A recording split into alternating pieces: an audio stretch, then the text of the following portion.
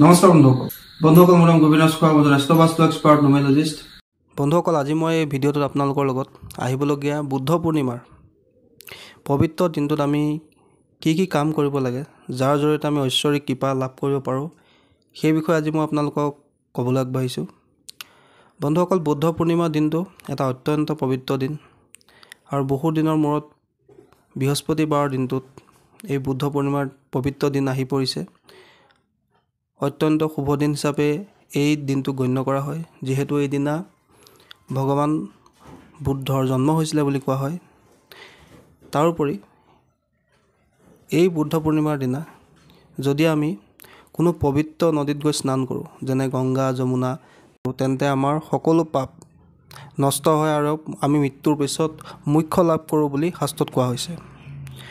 তাৰোপৰি বুদ্ধ পূৰ্ণিমাৰ দিনটো যিহেতু এটা পবিত্ৰ দিন, গতিকে সেইদিনাখনি যিমান পাৰে মাছ মাংস বা ৰাগিয়াল বস্তুৰ পৰা আঁতৰত থাকিব লাগে। পাৰিলে এবাৰ মন্দিৰ যাব লাগে, মন্দিৰত গৈ ভগৱানৰ আশীৰ্বাদ ল'ব লাগে। এই বুদ্ধ পূৰ্ণিমাৰ দিনটোত যদি কোনো ব্যক্তিয়ে পবিত্ৰ গ্ৰন্থ যেনেকৈ ভাগৱত হওক, গীতা হওক, নামঘোষা হওক, যিকোনো পবিত্ৰ গ্ৰন্থ পাঠ কৰে তেন্তে সেই ব্যক্তিজনৰ পুণ্য লাভ হয় বুলি কোৱা হৈছে। তাৰোপৰি এই বুদ্ধ পূৰ্ণিমাৰ দিনটোত ভগৱান বিষ্ণু, লক্ষ্মী আৰু চন্দ্ৰ দেৱতাৰ পূজা কৰা হয়। এই দিনা যদি বিষ্ণু, লক্ষ্মী আৰু চন্দ্ৰমাক পূজা কৰা হয় তেন্তে পবিত্ৰ ফল লাভ হয় বুলি কোৱা হৈছে। মনৰ ইচ্ছাবিলাক পূৰ্ণ হয়। মা লক্ষ্মীৰ কৃপাত ঘৰলৈ সুখ সমৃদ্ধি আহে, মনৰ ইচ্ছাবিলাকো পূৰ্ণ হয়। বন্ধুসকল এইদিনাখনি মা লক্ষ্মীৰ চৰণত আমি ৰঙা ফুল, শৃংগাৰৰ দ্ৰব্য, সেন্দুৰ আৰু চূৰ্ণি অৰ্পণ কৰিব লাগে। আৰু এইখিনি দ্ৰব্য যদি আমি তেওঁক চৰণত আগবঢ়াওঁ বা তেওঁক আমি ভক্তি সহকাৰে প্ৰাৰ্থনা কৰোঁ তেন্তে মা লক্ষ্মীয়ে আমাৰ সকলো দুখ দূৰ কৰে, ধন টকা পইচাৰ সমস্যা দূৰ কৰে। যদি আমি ঋণগ্ৰস্ত হৈ আছোঁ, দৰিদ্ৰতাত পৰি আছোঁ বা আমাৰ ব্যৱসায় ভালদৰে চলা নাই, তেন্তে আমি এই প্ৰয়োগটো কৰিব লাগে। এই প্ৰয়োগটো কৰিলে আমাৰ মা লক্ষ্মীৰ কৃপাত সকলো দুখ দূৰ হয় বুলি শাস্ত্ৰত কোৱা হৈছে। তাৰোপৰি এই বুদ্ধ পূৰ্ণিমাৰ দিনটোত আমি নিজৰ মন্দিৰত বা নিজৰ ঘৰৰ মুখ্য দুৱাৰৰ সন্মুখত দুয়োকাষে ঘিউৰ দীপক জ্বলাব লাগে, যাতে আমাৰ ঘৰলৈ পজিটিভিটি আহে, আমাৰ ঘৰলৈ যাতে মা লক্ষ্মীৰ আগমন হয়।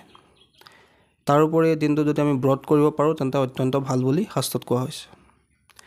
তাৰোপৰি এই বুদ্ধ পূৰ্ণিমাৰ দিনটোত আমি চন্দ্ৰমাৰ অৰ্ঘ্য দিব লাগে, অৰ্থাৎ চন্দ্ৰ উদিত হোৱাৰ সময়ত আমি কোনো ঘটিত অলপ পানীত অকণমান কেঁচা গাখীৰ মিলাই লৈ বা চাউল মিলাই লৈ চন্দ্ৰৰ ফালে চাই চন্দ্ৰমাক অৰ্ঘ্য দিব লাগে।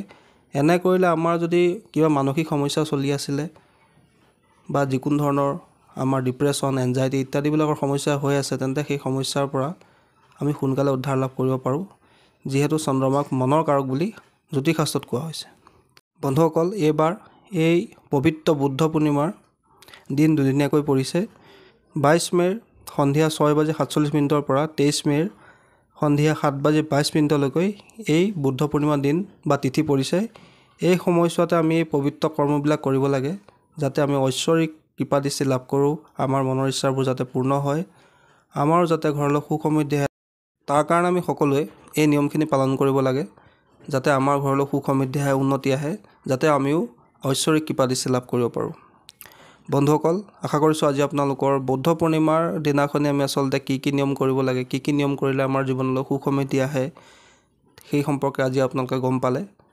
যদি আপোনালোকৰ ভিডিঅ'টো চাই ভাল লাগিলে অনুগ্ৰহ কৰি ভিডিঅ'টো লাইক কৰি দিব, কমেণ্ট কৰিব আৰু এই ধৰণৰ ভিডিঅ'সমূহ চাই থাকিবলৈ অনুগ্ৰহ কৰি মোৰ চেনেলটো ছাবস্ক্ৰাইব কৰিব। ধন্যবাদ।